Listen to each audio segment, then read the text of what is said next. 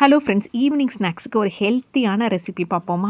இது healthy snack ரெசிபினே சொல்லுவேங்க. வேறு ஒன்றும் இல்லை, ஸ்வீட் பொட்டேட்டோ வச்சு பணியாரம் தாங்க. ஸ்வீட் பொட்டேட்டோவை ஆஸ் யூஷுவல் பார்த்தீங்கன்னா, இட்லி பானையில் வேக வச்சு எடுத்து வச்சுக்கோங்க. கீழே நல்லா தண்ணி சூடானதுக்கப்புறம் கிழங்கு நல்லா சின்ன சின்னதாக கட் பண்ணி வச்சிங்கன்னா ஒரு 10லேருந்து 15 நிமிஷத்துக்குள்ளே ரெடி ஆகிடுங்க. கிழங்கு தின்னாக இருந்தால் சீக்கிரம் ரெடி ஆகிடும். கொஞ்சம் மொத்தமாக இருந்ததுன்னா ஒரு 5 நிமிஷம் ஆகுங்க, அவ்வளோதான்.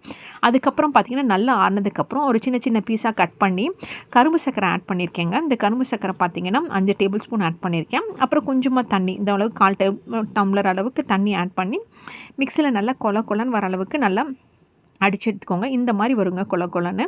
ஸோ இதுக்கப்புறம் பார்த்தீங்கன்னா நான் என்ன ஆட் பண்ணுறேன்னு பார்த்தீங்கன்னா, கோதுமை மாவு 1/2 கப்பும், ரவை இருக்குது பார்த்தீங்களா, அது 1/4 கப்பும் ஆட் பண்ணியிருக்கேங்க. ஸோ கோதுமை மாவு 1/2 கப்பும், ரவை 1/4 கப்பு, அப்புறம் அந்த மிக்சியில் அடித்து வச்சது. அப்புறம் என்னங்க, உப்பு தாங்க ஆட் பண்ண போகிறோம். உப்பு பார்த்தீங்கன்னா ஒரு 1/2 டேபிள் ஸ்பூனுங்க. இது பார்த்தீங்கன்னா ஒரு பெரிய கிழங்குங்கிறனால 1/2 டேபிள் ஸ்பூன் உப்பு கரெக்டாக இருந்துச்சு.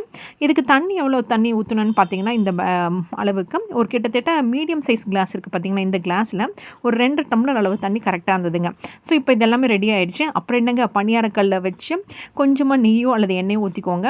நெய் ஊற்றிங்கன்னா சூப்பராக இருக்கும். கொஞ்சம் நெய் நல்லா சூடானதுக்கப்புறம் இந்த மாதிரி ஒரு குட்டி கரண்டி எடுத்து ஊற்றினீங்கன்னா சூப்பராக ரெடி ஆகிடும்.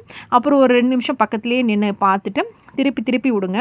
ஃபஸ்ட்டு இந்த ஒரு சைடு திருப்பி விடுங்க, திரும்ப 2ஆவது சைடும் விட்டு திருப்பி விட்டிங்கன்னா நல்லா ரோஸ்ட்டாக இந்த மாதிரி ப்ரௌன் கலரில் வருங்க. செம சூப்பராக சாஃப்டாக இருக்குங்க. நீங்களும் ட்ரை பண்ணி பாருங்கள், உங்கள் எல்லாருக்கும் ரொம்ப பிடிக்கும். தேங்க்ஸ் ஃபார் வாட்சிங்.